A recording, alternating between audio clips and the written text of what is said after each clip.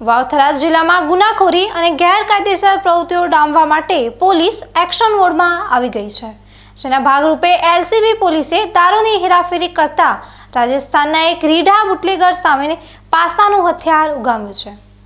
વાવથરા જિલ્લામાં ભારતીય બનાવટના વિદેશી દારૂનો મોટો સપ્લાય કરનારા અને ગેરકાયદેસર હેરાફેરીના ગુનાઓમાં લાંબા સમયથી સંડોવાયેલા બુટલેગરો સામે પોલીસે લાલાંગ કરી છે।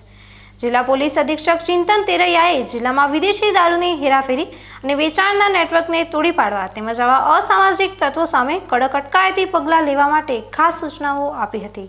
આ સૂચનાના આધારે AP Chaudhari police inspector LCB વાવથરાના સીધા માર્ગદર્શન હેઠળ પોલીસ ટીમ દ્વારા ચોક્કસ દિશામાં તપાસ તેજ કરવામાં આવી હતી।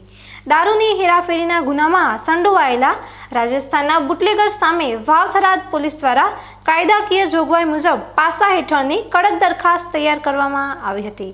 આ દરખાસ્તને જિલ્લા મેજિસ્ટ્રેટ વાવથરા સમક્ષ રજૂ કરવામાં આવતા તેમણે ગુનાની ગંભીરતાને ધ્યાને લઈ પાસા દરખાસ્તને તાત્કાલિક મંજૂરી આપી દીધી હતી અને આરોપી વિરુદ્ધ જેલ વોરંટ ઇસ્યુ કર્યું હતું।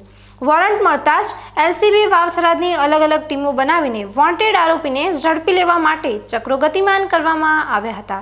પોલીસ ટીમે સફળતાપૂર્વક રેડ પાડીને પાસાના આરોપી રાકેશ કુમાર બિશ્નોઈને દબોચી લીધો હતો।